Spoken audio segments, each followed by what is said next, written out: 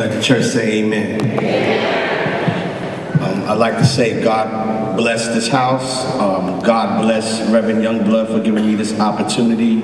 God bless the ancestors of Dr. King and Coretta Scott. And God bless Brooklyn. It's very good to be home.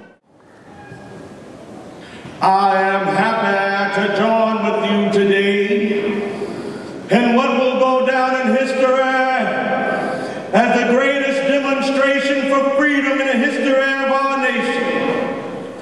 50 years ago, a great American in whose symbolic shadow we stand today signed the Emancipation Proclamation. This momentous decree came as a great beacon light of hope to millions of Negro slaves who had been seared in the flames of withering injustice. It came as a joyous daybreak to end the long night of their captivity. But 100 years later, the Negro still is not free. 100 years later, the life of the Negro still sadly crippled by the manacles of segregation and the chains of discrimination. 100 years later, the Negro lives on a lonely island of poverty in the midst of a vast ocean of material prosperity. 100 years later, the Negro is still languished in the corners of American society and finds himself in exile in his own land. So we have come here today to dramatize a shameful condition. In a sense, we have come to our nation's capital to cash a check. When the architects of our republic wrote the magnificent words of the Constitution and the Declaration of Independence, they were signing a promissory note to which every American was the full heir. This note was a promise that all men, yes, black men as well as white men, would be guaranteed the unalienable rights to life, liberty, and the pursuit of happiness. It is obvious today that America has defaulted on its promissory note insofar as her citizens of color are concerned. Instead of honoring this sacred obligation, America has given the Negro people a bad check, a check that has come back marked insufficient funds. But we refuse to believe that the Bank of Justice is bankrupt. We refuse to believe that there are insufficient funds in the great vaults of opportunity of this nation. So we have come to cash this check, a check that will give us upon demand the riches of freedom and the security of justice. We have also come to this hallowed spot to remind America of the fierce urgency of now. This is no time to engage in the luxuries of cooling off or to take the tranquilizing drug of gradualism. Now is the time to make real the promises of democracy. Now is the time to rise out of the dark and desolate valley of segregation to the sunlit path of racial justice. Now is the time to lift our nation from the quicksands of racial injustice to the solid rock of brotherhood. Now is the time to make justice a reality for all of God's children. It would be fatal for the nation to overlook the urgency of the moment. This sweltering summer of the Negro's legitimate discontent will not pass until there is an invigorating autumn of freedom and equality. 1963 is not an end, but a beginning. Those who hope that the Negro needed to blow off steam and will be content will be in for a rude awakening if the nation returns to business as usual. There will be neither rest nor tranquility in America unless the Negro is granted his citizenship rights. The whirlwinds of revolt will continue to shake the foundations of our nation until the bright day of justice emerges. But there's something I must say to my people who stand on the warm threshold which leads into the palace of justice. In the process of gaining our rightful place, we must not be guilty of wrongful deeds. Let us not seek to satisfy our thirst for freedom by drinking from the cup of bitterness and hatred. We must continue to conduct our struggle on the high plane of dignity and discipline.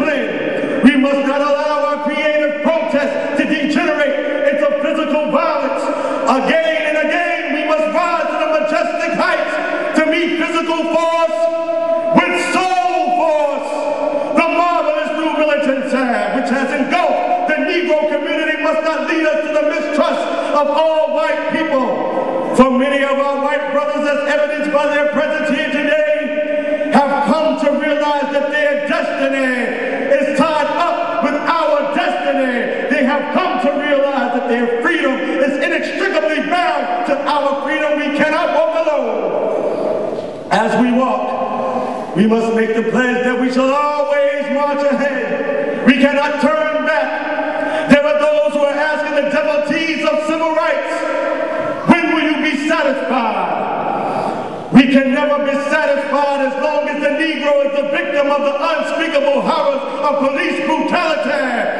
We can never be satisfied as long as our bodies, heavy with the fatigue of travel, cannot gain lodging in the motels of the highways and the hotels of the cities. We cannot be satisfied as long as the Negro's basic mobility is from a smaller ghetto to a larger one. We can never be satisfied as long as our children are stripped of their selfhood and robbed of their dignity with signs stating for whites only. We can never be satisfied as long as a Negro in Mississippi cannot vote and a Negro in New York believes he has nothing for which to vote. No, we are not satisfied and will not be satisfied until justice rolls down like waters and righteousness like a mighty stream.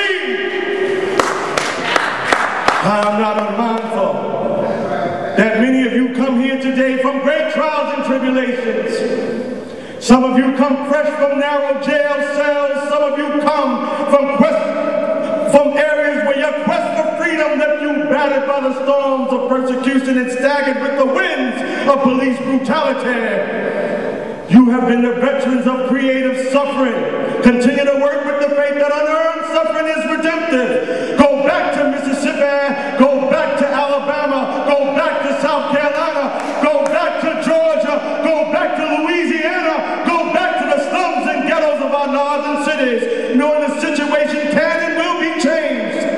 Let us not wallow in a valley of despair. I say to you today, my friends, so even though we face the difficulties of today and tomorrow, I still have a dream. It is a dream deeply rooted in the American dream. I have a dream that one day this nation will rise up and live out the true meaning of its creed. We hold these truths to be self-evident, that all men are created equal. I have a dream that one day, on the red hills of Georgia, the sons of former slaves and the sons of former slave owners will be able to sit down at the table of brotherhood. I have a dream that one day the state of Mississippi, a state sweltering with the heat of injustice, sweltering with the heat of oppression, will be transformed into an oasis of freedom and equality. I have a dream that one day my 4 little children will be able to live in a nation where they will not be judged by the color of their skin, but by the content of their character. I have a dream today. I have a dream that one day down in Alabama, with its vicious racists, with its governor having his lips dripping with the words of interposition and nullification, right there down in Alabama, little black boys and black girls will be able to join hands with little white boys and white girls as sisters and brothers. I have a dream today.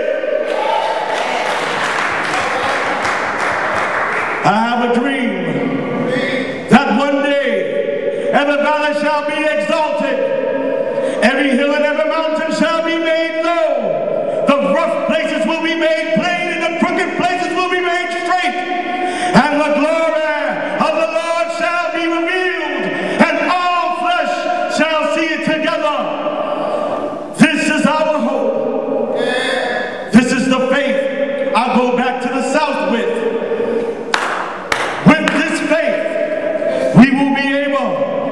you out of the mountain of despair with stone of hope.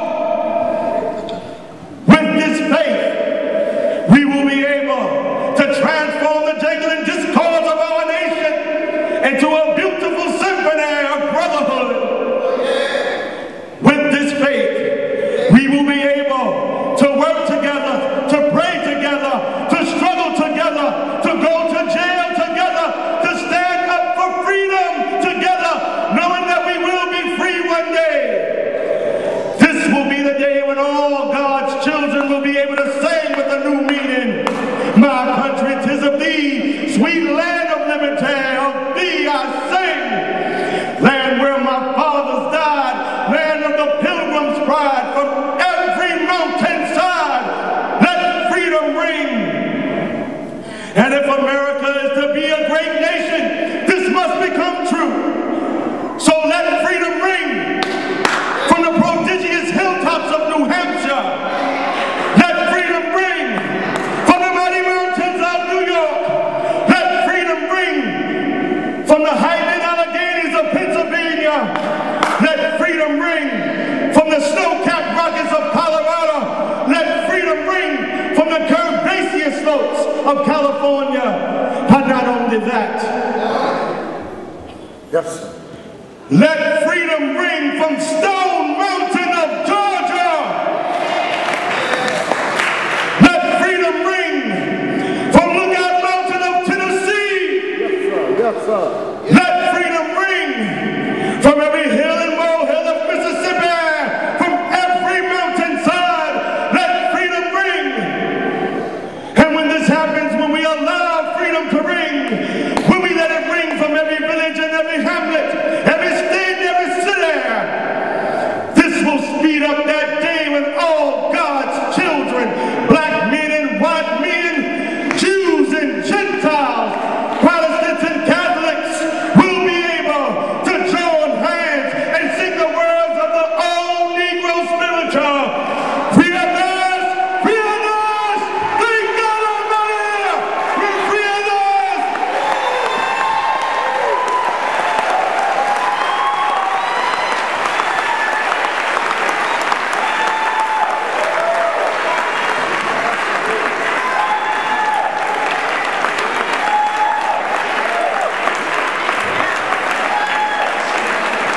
Everybody say